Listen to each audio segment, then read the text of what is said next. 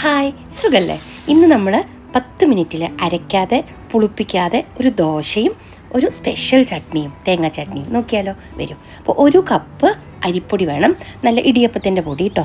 പിന്നെ ഒരു കപ്പ് ഗോതമ്പ് പൊടി, പിന്നെ ഒരു കപ്പ് മൈദ. ഇത് മൂന്നും നമ്മൾ സെയിം അളവിലാണ് എടുക്കുന്നത്. പിന്നെ നമുക്കിതിലേക്ക് ഒരു സ്പൂൺ കടലമാവ് ചേർത്തണം. പിന്നെ നമുക്കിതിലേക്ക് കുറച്ച് സാധനങ്ങൾ കൂടി ചേർത്താനുണ്ട് കേട്ടോ. അപ്പോൾ ഈ ദോശയുടെ പേരെന്താണെന്നറിയോ? കരച്ച മാവ് ദോശ കേട്ടോ.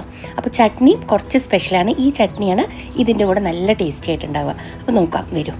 അപ്പോൾ നമ്മൾ ഇതിലേക്ക് കുറേശ്ശെ വെള്ളം ഒഴിച്ച് ഉപ്പിട്ടു കേട്ടോ. ആവശ്യത്തിന് ഉപ്പ് ഇട്ടിട്ട് നമ്മളിതിലേക്ക് കുറേശ്ശെ വെള്ളം ഒഴിച്ചിട്ട് വേണം ഇതിനെ കലക്കിയെടുക്കാൻ. ഇത് നന്നായിട്ട് കൈ കൊണ്ട് തന്നെ കുഴയ്ക്കണം. ഇതിൻ്റെ പേരെന്നെ കലക്കിയ ദോശ എന്നാണ്.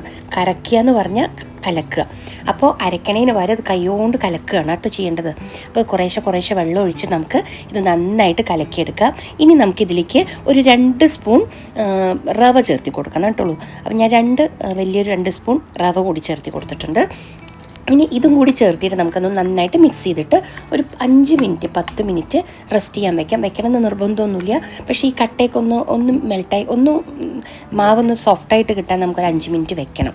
അപ്പോൾ നമുക്കൊരു 5 മിനിറ്റ് അടച്ച് വെക്കാം. അപ്പോൾ അതിലിനി കുറച്ചുകൂടി സാധനങ്ങളൊക്കെ ചേർത്താനുണ്ട്. ഇതങ്ങനെ തന്നെ ചുടുകല്ലാട്ടുള്ളൂ. അപ്പോൾ നമുക്കിനി അതിലേക്ക് കുറച്ച് സാധനം ചേർത്താനുണ്ട്. ഇപ്പോൾ ആദ്യം നമുക്ക് കുറച്ച് പച്ചമുളക് കൂടി അതിലേക്ക് ഇട്ട് നന്നായിട്ട് മിക്സ് ചെയ്ത് വെക്കാം.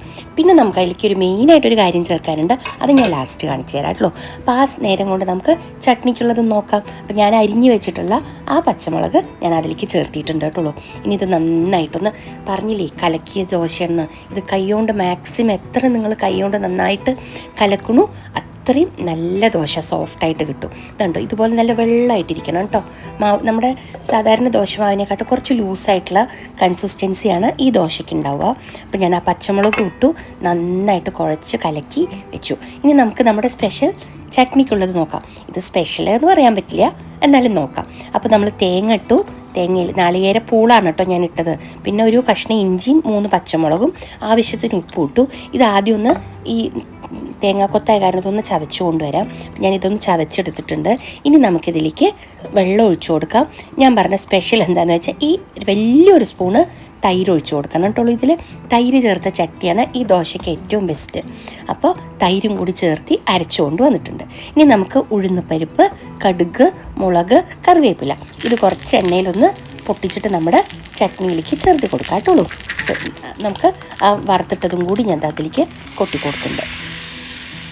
നോക്കൂ, ഇപ്പം എന്ത് നല്ല മണമുള്ള, നിങ്ങൾക്കറിയാമല്ലോ ചട്നിയുടെ. അപ്പോൾ ഈ തൈര് ചേർത്ത് നിങ്ങൾ ചട്നി അരയ്ക്കാറുണ്ടോ? കമൻറ്റ് ചെയ്യൂ കേട്ടോളൂ. ഈ ദോശ ഉണ്ടാക്കാറുണ്ടോ എന്നൊക്കെ പറയണേ. അപ്പോൾ ലൈക്ക് ചെയ്യാനും ഷെയർ ചെയ്യാനും സബ്സ്ക്രൈബ് ചെയ്യാനൊന്നും മറക്കരുത്. ഹൈപ്പും ചെയ്യണം കേട്ടോളൂ. മറക്കില്ല എന്നൊക്കെ എനിക്കറിയാം, എന്നാലും ഓർമ്മിപ്പിക്കുകയാണ് പുതിയ ആൾക്കാർക്ക് വേണ്ടിയിട്ട്. അപ്പോൾ ഇതാ നമ്മുടെ ചട്നി ഉണ്ടാക്കിയത് നമ്മൾ മാറ്റി വെച്ചു. ഇനി ഞാൻ പറഞ്ഞില്ല ദോശയ്ക്ക് കുറച്ചുകൂടി സാധനങ്ങൾ വേണമെന്ന്. അതിന് വേണ്ടിയിട്ട് കുറച്ച് ജീരകം, കുറച്ച് കടുക്, പിന്നെ വേണ്ടത് കുറച്ച് കായപ്പൊടി. ഇത് ഇത്രയും സാധനം നമുക്ക് വറുത്തിട്ട് നമ്മുടെ മാവിലേക്ക് ചേർത്ത് കൊടുക്കണം കേട്ടോ. അപ്പോൾ നമുക്കിതാ ഈ അടുപ്പത്ത് ഞാൻ ഒരു 1/4 സ്പൂൺ എണ്ണ, ഒരു 1/2 സ്പൂൺ എണ്ണ ഉണ്ട്, അത്ര വെച്ചു. കടുകും ജീരകവും പൊട്ടി. ഇനി നമുക്കതിലേക്ക് ഈ കായപ്പൊടി കൂടി മിക്സ് ചെയ്തിട്ട് നമ്മുടെ മാവിലേക്ക് ഒഴിച്ചു കൊടുക്കണം. ഇനി ഇത് നന്നായിട്ട് ഇളക്കണം. ഇത് നന്നായിട്ട് ഇളക്കിക്കൊണ്ടിരുന്നോളൂ കേട്ടോ. ഈ മാവ് എത്ര ഇളക്കണം അത്രയും നല്ല സോഫ്റ്റാവും. നമ്മുടെ ദോശ നല്ല പഞ്ഞി പോലെ സൂപ്പറായിട്ട് വരും. അപ്പോൾ നോക്കൂ, നമ്മുടെ മാവ് നല്ല രസമാണ്. ഇപ്പോൾ ഇതൊരു പ്രത്യേക മണമാണ്. ഇപ്പോൾ ഈ ജീരകവും കായമൊക്കെ നമ്മുടെ പെരുങ്കായമൊക്കെ ഇട്ടപ്പോൾ നല്ലൊരു മണമാണ്. ഇത് നമ്മുടെ പാലക്കാട് അഗ്രഹാരങ്ങളും തമിഴ്നാട്ടിലെ ദോശയാണിത്. തമിഴ്നാട്ടിൽ നിന്നാണ് നമ്മുടെ സൈഡിലേക്കൊക്കെ ഈ ദോശ വന്നിരിക്കുന്നത് കേട്ടോ. അപ്പോൾ നല്ല രാത്രി നമ്മുടെ ഡിന്നറിനാണെങ്കിലും ഒക്കെ ബെസ്റ്റാണിത്. രാവിലേക്കും രാത്രിക്കും ബ്രേക്ക്ഫാസ്റ്റിനും ഡിന്നറിനും ഒക്കെ സൂപ്പറാണ്. അപ്പോൾ ആദ്യം ദോശക്കല്ല് നല്ല ചൂട് വേണം. ഇത്തിരി വെള്ളം തെളിച്ചു. ഞാൻ ദോശക്കല്ലൊന്ന് തുണി കൊണ്ട് തുടച്ചു, എണ്ണ ഒഴിച്ചു കൊടുത്തു കുറച്ച്. പിന്നെ നമ്മുടെ ദോശ അതുപോലെ ഇതിന് നന്നായിട്ട് കുറച്ചും കൂടി വെള്ളം പോലെ ആക്കിയിട്ട് നമ്മൾ റവ ദോശ ഒഴിക്കില്ലേ, വല പോലെ കോരി ഒഴിക്കില്ലേ, അങ്ങനെയും ഉണ്ടാക്കാം കേട്ടോ. പക്ഷേ ഇങ്ങനെയാണ് കുറച്ചുകൂടി നല്ല സോഫ്റ്റായിട്ട് എനിക്ക് തോന്നിയിട്ടുള്ളത്. അപ്പോൾ ഇതുപോലെ നന്നായിട്ട് പരത്താൻ കിട്ടും. നല്ല സുഖമായിട്ട് വരും ഈ ദോശ. നമുക്ക് സാധാരണ അരി അരച്ചുണ്ടാക്കുന്ന ദോശയെക്കാട്ട് ടേസ്റ്റാണ് ശരിക്കും ഈ ദോശ നിങ്ങളൊന്ന് ട്രൈ ചെയ്ത് നോക്കൂ. ഇതുവരെ ഉണ്ടാക്കാത്തവർ ട്രൈ ചെയ്ത് നോക്കൂ കേട്ടോ. അപ്പം നന്നായിട്ട് കലക്കണം, അതാണ് ഇതിൻ്റെ മെയിൻ. കരച്ച് വിട്ട ദോശയാണ്, അരച്ച് വിട്ട ദോശയല്ല, കരച്ച് വിട്ട ദോശ. നന്നായിട്ട് കലക്കി കലക്കി വേണം നമ്മൾ കൈ കൊണ്ട് തന്നെ കലക്കൂ കേട്ടോ. എന്നിട്ട് ഇതാ നമ്മുടെ ദോശ നമ്മൾ ഉണ്ടാക്കി വെച്ചിട്ടില്ലേ, ആ മുമ്പത്തെ വീഡിയോയിൽ കാണിച്ചിട്ടില്ലേ, ഇഡ്ലിപ്പൊടിയും നമ്മളിപ്പോൾ ഉണ്ടാക്കിയ സ്പെഷ്യൽ ചട്ടണിയും നമ്മുടെ സോഫ്റ്റ് മണമുള്ള ദോശ.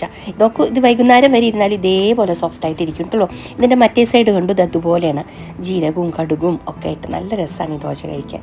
അപ്പോൾ ഈ ദോശ നിങ്ങൾ ഉണ്ടാക്കി നോക്കൂ, കമൻറ്റ് ചെയ്യൂ, ലൈക്ക് ചെയ്യൂ, ഷെയർ ചെയ്യൂ, സബ്സ്ക്രൈബ് ചെയ്യൂ. നമുക്ക് നല്ലൊരു വീഡിയോ ആയിട്ട് വീണ്ടും കാണാം. Okay, by.